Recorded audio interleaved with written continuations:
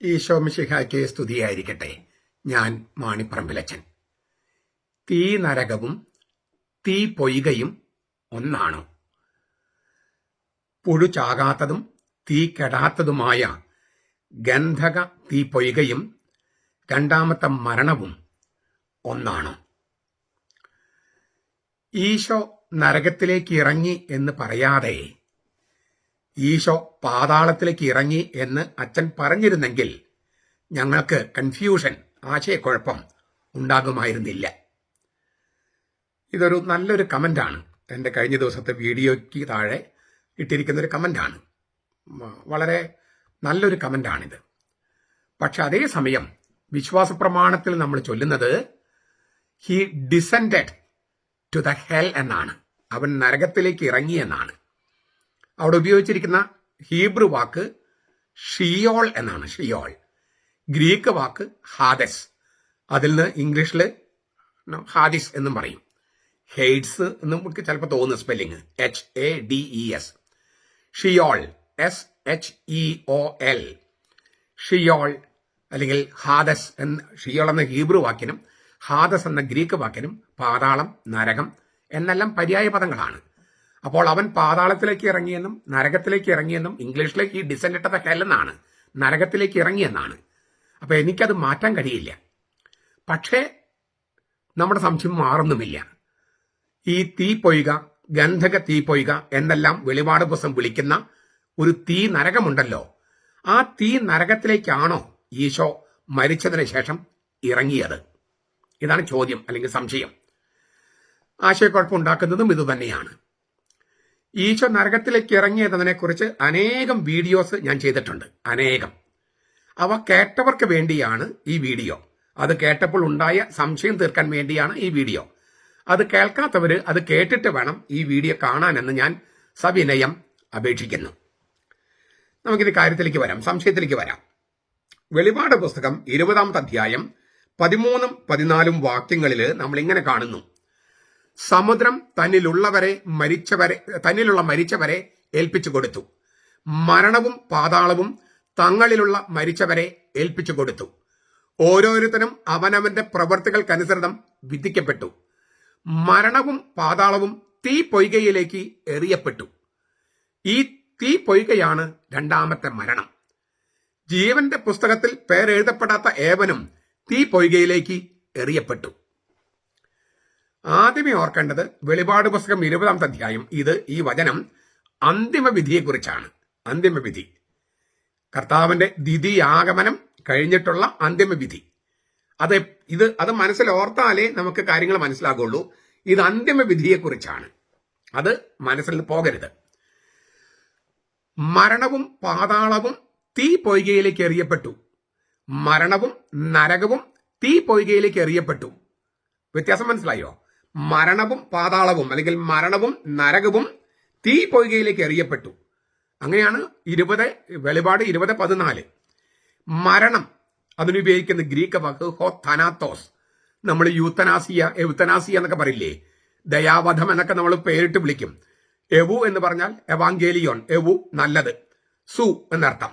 തനാത്തോസ് മരണം, നല്ല മരണം എന്നാണ് ദയാവധത്തിനുള്ള യൂത്തനാസിയ എന്നൊക്കെ പറയുന്നത്. താനാത്തോ അതൊക്കെ ഗ്രീക്ക് വാക്കാണ്. എവു എന്നുള്ളതും തനാത്തോസ് എന്നുള്ളതും ഗ്രീക്ക് വാക്കാണ്. എവു പ്ലസ് തനാത്തോസ് ആണ് യൂത്തനാസിയ, ദയാവധം എന്നതിന് ഉപയോഗിക്കുന്നത്. നല്ല മരണം എന്നാണ് അതിന്റെ ആക്ഷരികം. തനാത്തോസ് എന്ന് വെച്ചാൽ മരണം. ഹോ തനാത്തോസ് എന്നിവിടെ ഉപയോഗിച്ചിരിക്കുന്നു. മരണത്തെ ഒരു ആളായി സങ്കല്പനം ചെയ്തിരിക്കുന്നു, ഒരു ആളായിട്ട്.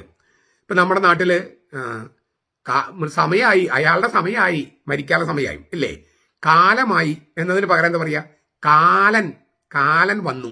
കാലൻ, പോത്തിന്റെ പുറത്തിരുന്ന കാലൻ വന്നു. ഹിന്ദു സഹോദരന്മാർ പറയില്ലേ, കാലം, സമയം എന്നതിനെ ഒരാളായി സങ്കല്പിച്ച് കാലൻ എന്ന് പറഞ്ഞിരിക്കുകയാണ്. കാലം എന്ന വാക്കിനെ കാലൻ, ഒരാളായി സങ്കല്പിച്ച്. അതേ സെൻസാണ് ഇവിടെ. മരണത്തെ ഒരു ആളായി സങ്കല്പിച്ചിരിക്കുകയാണ്. അതാണ് ഈ മരണവും എന്ന് പറയുന്നത്. പാതാളം അല്ലേ, ഹാദസ് എന്നാണ് ഗ്രീക്ക്. ഹാദസ് ഞാൻ പറഞ്ഞു കഴിഞ്ഞു. അത് ഹേദീസ് എന്നാണ് ഇംഗ്ലീഷിൽ നമ്മൾ പറഞ്ഞത്, ഹേദീസ്. ഹീബ്രുവിൽ ഷിയോൾ, പാതാളമെന്നും നരകമെന്നും തർജ്ജമ. യേശു ഈശോ നരകത്തിലേക്ക് ഇറങ്ങി എന്ന് വിശ്വാസ പ്രമാണത്തിൽ ചൊല്ലുമ്പോൾ മരിച്ചവരുടെ താവളത്തിൽ തന്നെ കാത്തിരുന്ന പഴയ നിയമത്തിലെ വിശുദ്ധന്മാരുടെ നീതിമാന്മാരുടെ അടുക്കലേക്ക് പോയി എന്നും അവരെ രക്ഷിച്ചുവെന്നും നരകത്തിന്റെ ശക്തിക്ക് പരിധി കൽപ്പിച്ചുവെന്നുമാണ് അർത്ഥം. നരകത്തിന്റെയും മരണത്തിന്റെയും താക്കോലുകൾ കർത്താവിന്റെ കയ്യിലാണ്. വെളിപാട് പുസ്തകം 1:18. ഇതേക്കുറിച്ച് വളരെ വിശദമായി പറഞ്ഞിട്ടുള്ളത് കൊണ്ട് ഞാൻ പിന്നെ ആവർത്തിക്കേണ്ട കാര്യമില്ല. അതുകൊണ്ട് ഞാൻ പറഞ്ഞ ആ വീഡിയോ കണ്ടിട്ടുള്ളവർക്കാണ് ഈ വീഡിയോ. അപ്പോൾ യേശു നരകത്തിലേക്ക് ഇറങ്ങി, പാതാളത്തിലേക്ക് ഇറങ്ങി എന്ന് ഉപയോഗിക്കുന്ന വാക്ക് ഹീബ്രുവിൽ ഷിയോൾ എന്നും ഗ്രീക്കിൽ ഹാദസ് എന്നുമാണ്. ഇംഗ്ലീഷിൽ ഹേദിസ് എന്നാണ്. HADES. ഇവിടെ വെളിപാട് പുസ്തകം 20:14 ഉപയോഗിച്ചിരിക്കുന്ന വാക്ക് ഷിയോൾ എന്നോ ഹാദസ് എന്നോ അല്ല. പാതാളം, നരകം എന്നീ അർത്ഥമുള്ള വാക്കല്ല. തീ പൊയ്ക എന്നാണ്. തീ പൊയ്ക. ഗ്രീക്കിൽ പറയുകയാണെങ്കിൽ ഹേ ലിംനെ ടു പ്യൂറോസ്. Hey ലിംനെ to പ്യൂറോസ്. ഞാനത് ഡിസ്ക്രിപ്ഷൻ അത് എഴുതാം. അപ്പൊ നിങ്ങൾക്ക് സ്പെല്ലിംഗ് കിട്ടും. ലിംനെ എന്ന് പറഞ്ഞാൽ തടാകം, പൊയ്ക എന്നൊക്കെ അർത്ഥം. പ്യൂറോസ് എന്ന് പറഞ്ഞാൽ തീ പൊയ്ക, തീ തടാകം, അഗ്നി തടാകം. അപ്പോൾ ഈ 20 വെളിപാട് 20:10 അവരെ വഞ്ചിച്ച പിശാചിനെ മൃഗവും കള്ളപ്രവാചകനും കിടക്കുന്ന ഗന്ധക തീ പൊയ്കയിലേക്ക് തള്ളിയിടും. അവർ എന്നേക്കും രാപ്പകൽ ദണ്ഡനമേൽക്കേണ്ടി വരും.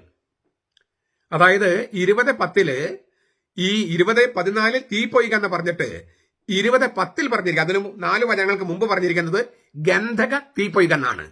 തീ പൊയ്ക എന്ന് 20:14 പറഞ്ഞിട്ട് അതിന് മുൻപ് തന്നെ പറഞ്ഞിരിക്കുന്നത് 20:10 പറഞ്ഞിരിക്കുന്നത്, വെളിപാട് പുസ്തകം 20:10 പറഞ്ഞിരിക്കുന്നത് ഗന്ധക തീ പൊയ്ക എന്നാണ്. ഗന്ധക തീ പൊയ്ക. അതിന്റെ ഗ്രീക്ക് വാക്കെന്ന് പറയാം, എന്നാലും നമുക്ക് മനസ്സിലാക്കാൻ എളുപ്പമുണ്ട്. ഹേ ലിംനെ ടു പ്യൂറോസ് ഖായ് തെയ്യു എന്നാണ്. ഈ വാക്കുകളൊക്കെ ഞാൻ ഡിസ്ക്രിപ്ഷനിൽ എഴുതാം. അപ്പൊ നിങ്ങൾക്ക് എന്റെ സ്പെല്ലിംഗ് കിട്ടും. ഹേ ലിംനെ ടു പ്യൂറോസ് ഖായ് തെയ്യു. ലിംനെ എന്ന വാക്കിന്റെ അർത്ഥം ഞാൻ പറഞ്ഞു കഴിഞ്ഞു, തടാകം, പൊയ്ക. പ്യൂറോസ് എന്ന വാക്കിന്റെ അർത്ഥം പറഞ്ഞു കഴിഞ്ഞു, അഗ്നി അല്ലെങ്കിൽ തീ.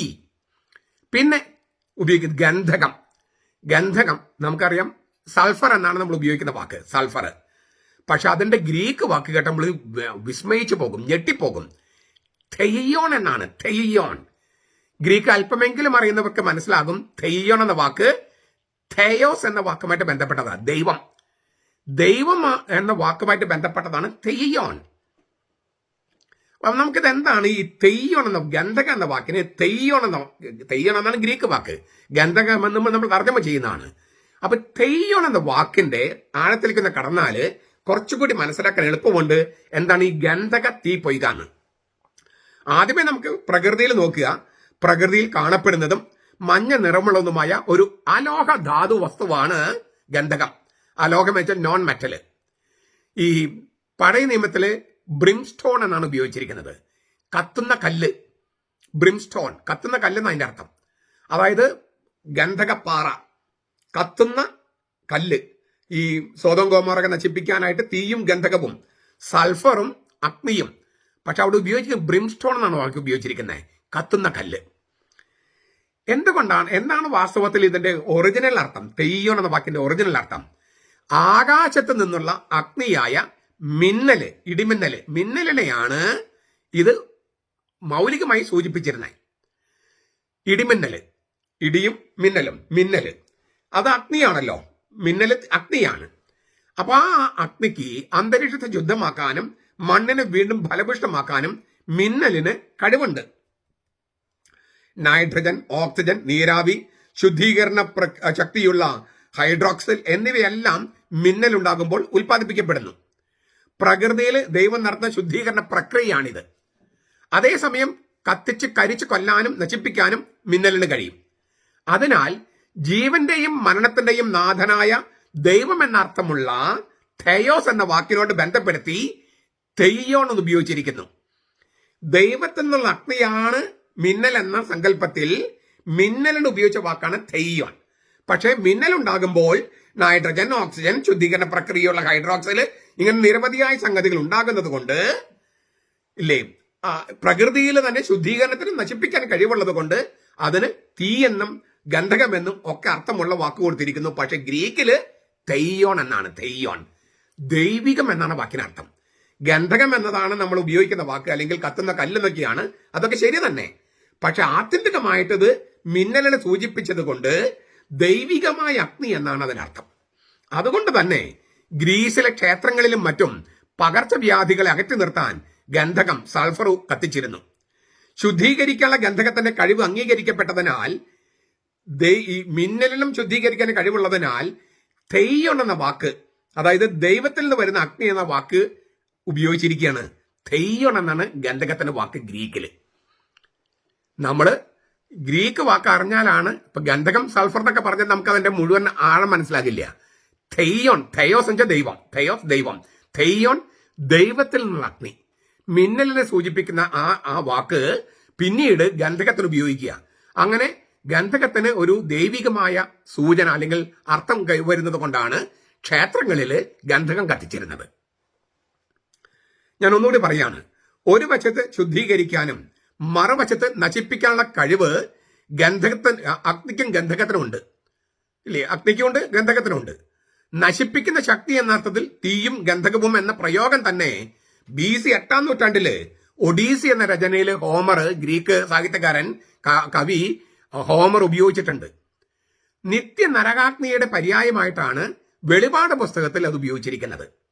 അപ്പോൾ ഹേ ലിംനെ ടു പ്യൂറോസ് കായ് തെയ്യോൺ എന്ന് പറഞ്ഞാൽ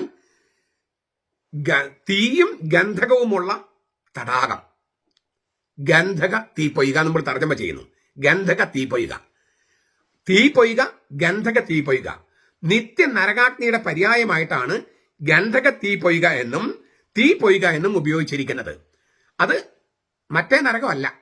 നമ്മൾ ഷിയോൾ അല്ലെങ്കിൽ ഹാദസ് എന്ന് പറയുന്ന ആ നരകത്തിന് വ്യത്യാസമുണ്ട്. ഈ നിത്യനരകം, മരണമെന്ന ധനാത്തോസും പാതാളം നരകമെന്ന ഷിയോൾ അല്ലെങ്കിൽ ഹാദസും തീപ്പൊയ്കയിലേക്ക് അറിയപ്പെട്ടു, ഗന്ധക തീപ്പൊയ്കയിലേക്ക് അറിയപ്പെട്ടു. നമ്മൾ മുമ്പ് പറഞ്ഞ നരകത്തെ, അത് മരണത്തിന്റെ താവളമാണ്, മരണത്തെയും മരണത്തിന്റെ താവളമായ നരകത്തെയും തീപ്പൊയ്കയിലേക്ക് എറിഞ്ഞു, ഗന്ധക തീപ്പൊയ്കയിലേക്ക് എറിഞ്ഞു. അങ്ങനെ നമ്മൾ വായിച്ചത് വെളിപാട് പുസ്തകം 20:14 ഞാൻ പറയണേ. ഇത് നിങ്ങളൊരു 100 വട്ടം കേൾക്കണം, എന്നാലാണ് നിങ്ങൾക്ക് അത് മനസ്സിലാകുക. അതായത് അതിന്റെ ആ പൊരുള്. കാരണം നരകം എന്ന് പറയുന്നതും തീപ്പൊയ്ക എന്ന് പറയുന്നതും രണ്ടും രണ്ടാണ്. നരകത്തിന് ഉപയോഗിക്കുന്ന വാക്ക് അല്ലെങ്കിൽ പാതാളത്തിന് ഉപയോഗിക്കുന്ന വാക്ക് ഷിയോൾ അല്ലെങ്കിൽ ഹാദസ് എന്നാണ്. തീപ്പൊയ്ക എന്ന് ഉപയോഗിക്കുന്ന വാക്ക് ഹേ ലിംനെ പ്യൂറോസ് എന്നാണ്. അല്ലെങ്കിൽ ഗന്ധക തീപ്പൊയ്ക ഹേ ലിംനെ ടു പ്യൂറോസ് കായ് തെയ്യോൺ. തെയ്യോൺ എന്ന് വെച്ചാൽ ദൈവിക തീ. നശിപ്പിക്കാനും ശുദ്ധീകരിക്കാനും ഉപയോഗിക്കുന്ന ഗന്ധകവും തീയും എല്ലാം ഉള്ള, അങ്ങനെയാണ് ഉദ്ദേശിക്കുന്നത്. ആ പ്രകൃതിയിലെ ഒരു പ്രതീകം ഉപയോഗിച്ചിട്ട് നിത്യനരകത്തെ അവതരിപ്പിച്ചിരിക്കുകയാണ്. ഞാൻ ഒന്നുകൂടി പറയാ, ധനാത്വസ് എന്ന മരണവും പാതാളം എന്ന നരകവും ഷിയോൾ അല്ലെങ്കിൽ ഹാദസ് തീപ്പൊയ്കയിലേക്ക് എറിയപ്പെട്ടു. അന്തിമ വിധിയില് പിശാചും കടലിൽ നിന്നുള്ള ഭീകര മൃഗവും കരയിൽ നിന്നുള്ള കള്ളപ്രവാചകനും മരണവും നരകവും പാതാളവും എറിയപ്പെടുന്നത് തീപ്പൊയ്കയിലേക്കാണ്. ദൈവത്തിൽ നിന്ന് തീർച്ചയായും വിച്ഛേദിക്കപ്പെട്ടവരെ അവിടെ അനുഭവിക്കുന്ന അവസ്ഥയെ രണ്ടാമത്തെ മരണം എന്ന് വിളിക്കുന്നു. തീപ്പൊയ്കയിൽ എറിയപ്പെടുന്ന മനുഷ്യരെ, അതുപോലെ പിശാച്, നരകം, മരണം, കള്ളപ്രവാചകൻ, ഭീകര മൃഗം, ഇവരൊക്കെ അനുഭവിക്കുന്ന അവസ്ഥയെ രണ്ടാമത്തെ മരണം എന്ന് പറയുന്നു. തീപ്പൊയ്കയിൽ അല്ലെങ്കിൽ ഗന്ധക തീപ്പൊയ്കയിൽ എറിയപ്പെടുന്നവര് അനുഭവിക്കുന്ന ഭീകരമായ യാതനകളെ, അതിനെയാണ് രണ്ടാമത്തെ മരണം എന്ന് വിശേഷിപ്പിക്കുന്നത്. ഞാൻ ഒന്നുകൂടി തെളിച്ചു പറയാം. തീപ്പൊയ്ക എന്നത് അല്ലെങ്കിൽ ഗന്ധക തീപ്പൊയ്ക എന്നത് ഇടമാണെങ്കിൽ, രണ്ടാമത്തെ മരണം എന്ന് പറയുന്നത് അവിടെ അനുഭവിക്കുന്ന, അവിടെ നേരിടുന്ന അനുഭവമാണ്, അവസ്ഥയാണ്. എന്നാൽ വിജയിക്കുന്നവരെ, സത്യവിശ്വാസികളെ തൊടാൻ രണ്ടാമത്തെ മരണത്തിന് തീപ്പൊയ്കയ്ക്ക് ശക്തിയില്ല എന്ന് വെളിപാട് 2:11 വെളിപ്പെടുത്തിയിട്ടുണ്ട്. ഒന്നാമത്തെ പുനരുത്ഥാനത്തിൽ എഴുന്നേറ്റവര്, അതായത് ക്രിസ്തുവിനോടൊപ്പം ഉയർത്തെഴുന്നേറ്റവര്, ക്രിസ്തു മരിച്ചപ്പോൾ കുറെ പേര് ഉയർത്തെഴുന്നേറ്റല്ലോ, ഇല്ലേ? ഞാൻ അത് വളരെ വിശദമായിട്ട് കഴിഞ്ഞ ദിവസം ക്ലാസ്സിൽ പറഞ്ഞായിരുന്നു, ഒരു വീഡിയോയിൽ പറഞ്ഞായിരുന്നു. മത്തായിയുടെ സുവിശേഷം 27-ാം അധ്യായത്തിൽ 50 മുതൽ 54 വരെ ക്രിസ്തു മരിച്ച് നരകത്തിലേക്ക് ഇറങ്ങിയപ്പോൾ അവനെ കാത്തിരുന്ന നീതിമാന്മാർ എഴുന്നേറ്റു. ആദാമിന്റെ നേതൃത്വത്തിലും അബ്രഹാമിന്റെ നേതൃത്വത്തിലും ഒരു പാട്ടുപാടി സ്വീകരിച്ചു. ആ പാട്ടാണ് സീറോ മലബാർ സഭയിൽ സർവാധിപനം കർത്താവ് എന്ന പാട്ടായിട്ട് പാടുന്നതൊക്കെ ഞാൻ പറഞ്ഞു. അപ്പോൾ ഒന്നാമത്തെ പുനരുത്ഥാനത്തിൽ എഴുന്നേറ്റവര്, അതായത് ക്രിസ്തുവിനോടൊപ്പം ഉയർത്തെഴുന്നേറ്റവര്, മത്തായിയുടെ സുവിശേഷം 27, 50, 54, ആ ഉയർത്തെഴുന്നേറ്റവരെയും മാമോദീസായിൽ, അത് പഴയ നിയമത്തിൽ വിശുദ്ധരാണ്, മാമോദീസായിൽ ക്രിസ്തുവിനോടൊപ്പം മരിച്ച് ഉയർത്തെഴുന്നേറ്റവരെയും തൊടാൻ രണ്ടാമത്തെ മരണത്തിന് ഗന്ധക തീ പൊയ്കയ്ക്ക് ശക്തിയില്ല. ഇത് വളരെ വ്യക്തമായിട്ട് അവിടെ എഴുതിയിട്ടുണ്ട്. അപ്പോൾ ഈ തീ പൊയ്കയെ അല്ലെങ്കിൽ ഗന്ധക തീ പൊയ്കയാണ് നിത്യനരകം എന്ന് വിശേഷിപ്പിക്കുന്നത്. അപ്പൊ തീ നരകവും നിത്യനരകവും തമ്മിൽ വ്യത്യാസമുണ്ട്. തീ നരകം ലാസറിന്റെ കഥയില്, ധനവാന്റെ ലാസറിന്റെയും കഥയില് ഇല്ലേ, ഈ തീജ്വാലിൽ ഞാൻ കിടന്ന് ഇല്ലേ തിളക്കിയാണെന്ന് പറയുന്നതാണ്, ഇങ്ങനെ വെന്ത് ഉരുക എന്ന് പറയുന്നുണ്ട് ആ ധനവാൻ. അത് തീ നരകം. തീ നരകവും നിത്യനരകവും തമ്മിൽ കുറച്ച് വ്യത്യാസമുണ്ട്. നിത്യനരകം എന്ന് പറയുന്നത് ഈ തീ പൊയ്കയാണ്, ഗന്ധക തീ പൊയ്കയാണ്. അത് അന്ത്യവിധിയിലാണ് അതിലേക്ക് ഇവരൊക്കെ എറിയപ്പെടുന്നത്. നരകവും പാതാളവും ഈ തീ പൊയ്കയിലേക്ക് എറിയപ്പെടുകയാണെന്ന് ഓർക്കുക. അപ്പോൾ നിത്യനരകം എന്നുള്ള വാക്ക് എന്താണ്? നിത്യനരകം കർത്താവ് ഉപയോഗിച്ചിരിക്കുന്ന വാക്ക് ഗേഹന്ന എന്നാണ്. ഗേഹന്ന മത്തായിയുടെ സുവിശേഷം 5:22 മർക്കോസിന്റെ സുവിശേഷം 9:43 നമുക്കത് കാണാം.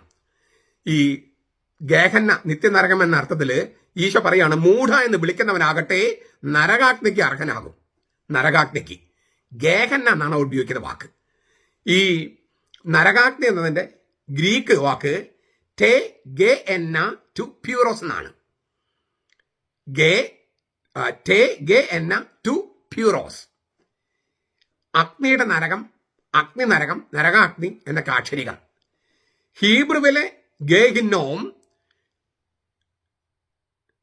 ഈ ഹീബ്രു ഭാഷയിലെ ഗേഹിന്നോം എന്നാണ്. ഗേഹിന്നോം, ഗേ എന്ന് വെച്ചാൽ താഴ്വര. ഹിന്നോം എന്ന് പറയുന്നത്, ഹിന്നോം എന്ന് പറയുന്നത് ഒരു സ്ഥലമാണ്. ഹിന്നോം താഴ്വര എന്നാണ് അതിന്റെ അക്ഷരികം. ഗേഹന്ന എന്ന വാക്ക് അല്ലേ, അതിൽ ഗ്രീക്കില് ഗേ എന്ന ഒന്ന് ഉപയോഗിച്ചിരിക്കുന്നു. ഹീബ്രുവില് ഗേഹിന്നോം എന്നാണ് ശരിക്കും. ഗേഹിന്നോം, അതിനാണ് നമ്മൾ ഗേഹന്ന. ഗ്രീക്ക് ഗേഹന്ന ആയതുകൊണ്ട് ഗേഹിന്നോമും ഗേ എന്നായും ചേർത്ത് ഗേഹന്ന നമ്മൾ ഉപയോഗിക്കുകയാണ്. ഹിന്നോം താഴ്വര എന്നാണ്. യെറൂസലമിന് തെക്ക് ഭാഗത്തുള്ള ഒരു താഴ്വരയാണ് ഉദ്ദേശിക്കുന്നത്. അവിടെയാണ് മാലിന്യം കൂട്ടിയിട്ട് കത്തിച്ചിരുന്നത്. അവിടെ എപ്പോഴും തീയുണ്ടായിരുന്നു. മാലിന്യം ഇങ്ങനെ കത്തിക്കൊണ്ടിരിക്കുന്നത് കൊണ്ട് എപ്പോഴും തീയുണ്ടായിരുന്നു. മാത്രമല്ല, പണ്ട് കാലത്ത് ഈ വിജാതീയ ദേവനായ മൊളോക്ക് ദേവന് നരബലിയും ശിശുബലിയും നടത്തിയ സ്ഥലമാണത്. 2 രാജാക്കന്മാർ 23:10, യിരെമ്യാ 7:32, 19:2 കാണാം. അപ്പോ നിത്യമായ അഗ്നിയുള്ള നരകം എന്ന അർത്ഥത്തിൽ ആ സ്ഥലത്തെ ഗേഹന്ന എന്ന് ഹീബ്രുവിലും അതിന്റെ ലിപ്യന്തരണമായി ഗേ എന്ന എന്ന് ഗ്രീക്കിലും ഉപയോഗിക്കാൻ തുടങ്ങി. നിത്യശിക്ഷ അവതരിപ്പിക്കാൻ പറ്റിയ ചിത്രമാണത്. കത്തോലിക്ക സഭയുടെ മതബോധനം 10:34, 10:35 കാണാം. അപ്പോൾ അതിനെ ഈ കർത്താവ് എന്താ പറഞ്ഞത്? മൂഢ എന്ന് വിളിക്കുന്നവനാകട്ടെ നരകാഗ്നി, തീ നരകം, നരകാഗ്നിക്ക് അർഹനാകും. അത് ഗേ എന്ന ടു പ്യൂറോസ്. അതിന് കർത്താവ് പറയുന്നത്, അതിനൊന്നുകൂടി വിശദീകരിക്കുന്നുണ്ട്, തീ കെടാത്തതും പുഴു ചാകാത്തതുമായ അഗ്നി തടാകം, തീ പൊയ്ക. മർക്കോസ് 9:42 മുതൽ 48 വരെ.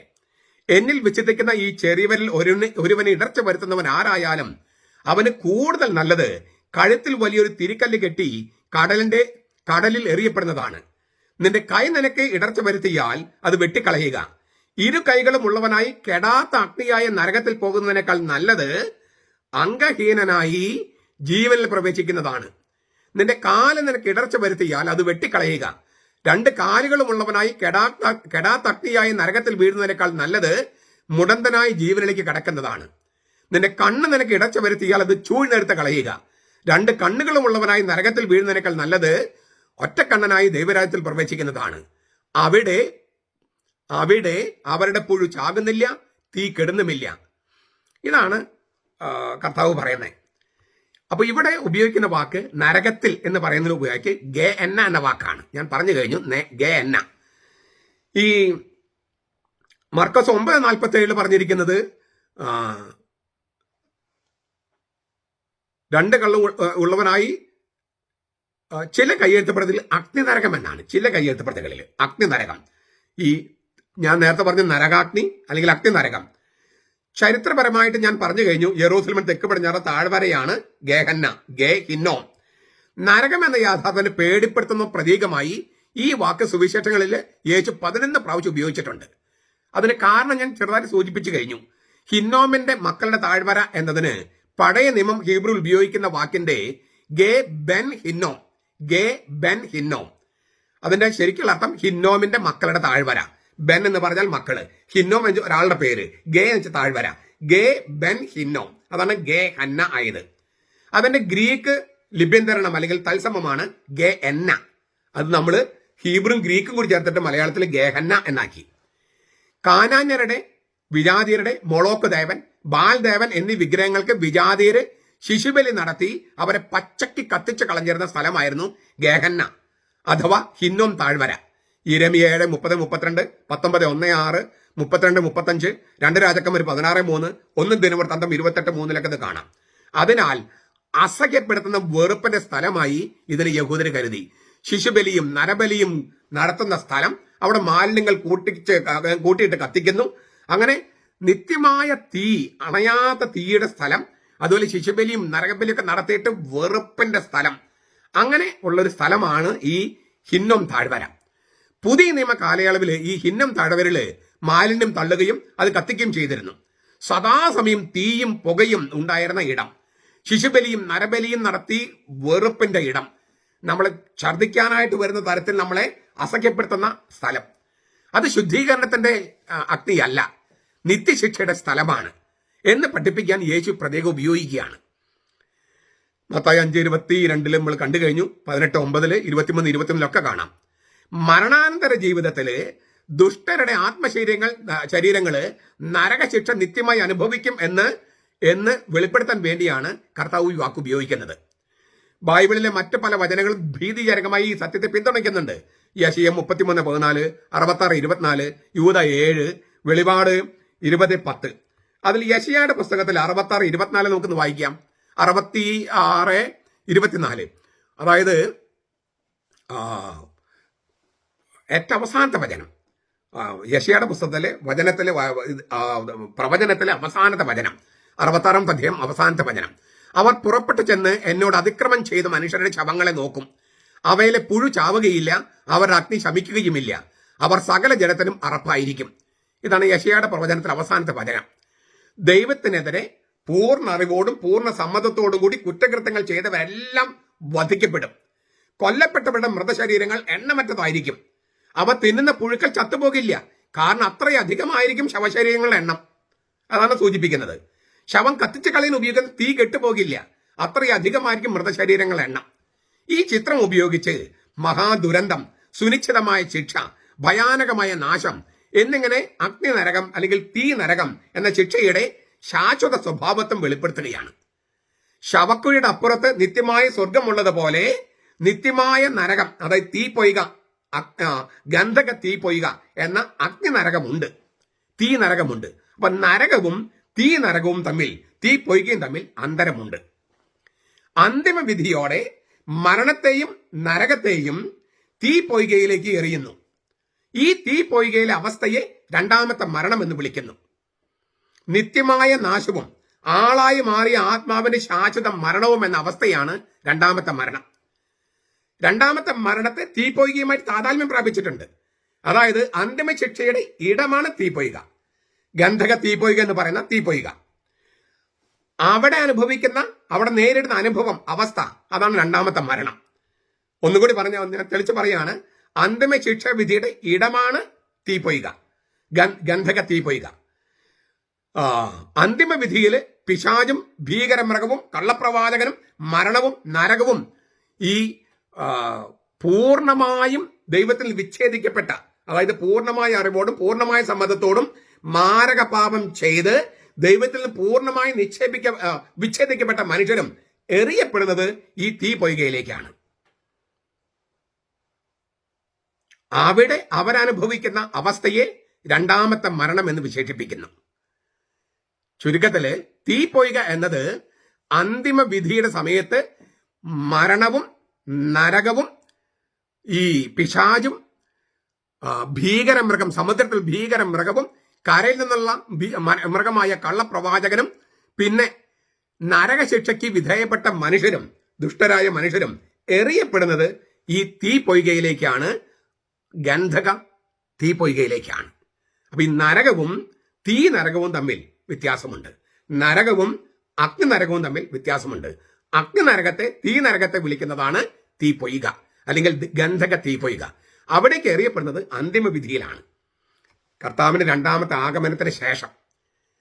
അതിനു മുമ്പ് മരിച്ചവരെല്ലാവരും ഇല്ലേ ചെന്ന് പറ്റുന്ന സ്ഥലമാണ് പാതാളം അല്ലെങ്കിൽ നരകം എന്ന് പറഞ്ഞത്. അവിടേക്ക് യേശു ഇറങ്ങി. എന്നിട്ട് അന്ന് അവിടെ കാത്തിരുന്ന പഴയ നിയമത്തിൽ വിശുദ്ധരെ എല്ലാം അവൻ ഉയർപ്പിച്ചു. അവിടെ നിത്യശിക്ഷയ്ക്ക് വിധിക്കപ്പെട്ട ലാസറിന്റെ ധനവാന്റെ ലാസറിന്റെ കഥയില് ധനവാനെ പോലെയുള്ളവരുണ്ട്. അവര് അന്തിമ വിധിയിൽ ഉയർപ്പിക്കപ്പെട്ട് ഈ തീ പൊയ്കയിലേക്ക് എറിയപ്പെടും. കാര്യം ക്ലിയർ ആണെന്ന് ഞാൻ വിചാരിക്കുന്നു കുറച്ചുകൂടെ.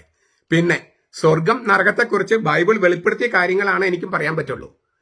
ബൈബിൾ വെളിപ്പെടുത്തിയ കാര്യങ്ങൾ ഇങ്ങനെയൊക്കെയാണ്. അതിന്റെ ശരിയായ അവസ്ഥ നരകത്തിലാണെങ്കിൽ വളരെ ഭീകരമാണ്, തീ പൊയ്കയിലെ ഭീകരമാണ്. നമുക്കത് വർണ്ണിക്കാനൊന്നും കഴിയില്ല. കർത്താവ് ചില വാക്കുകൾ ഉപയോഗിച്ച് പുഴു ചാകില്ല, തീ കെടില്ല എന്നൊക്കെ പറഞ്ഞ് അതിന്റെ ഭീകരത അവതരിപ്പിച്ചു.